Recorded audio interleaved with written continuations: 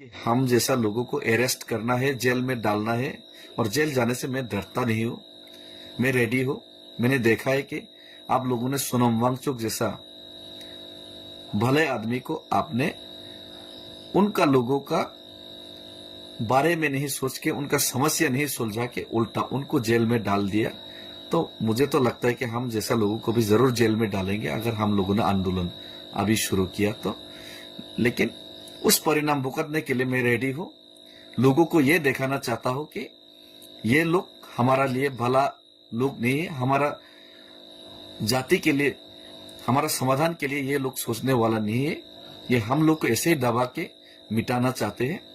तो यही मैं साबित करना चाहता हूं। मैं तो भाई जाऊंगा, सबका सहमति अगर मिल गया तो मैं तो चौराहे बारे में ब्लॉकेट शुरू कर दूंगा।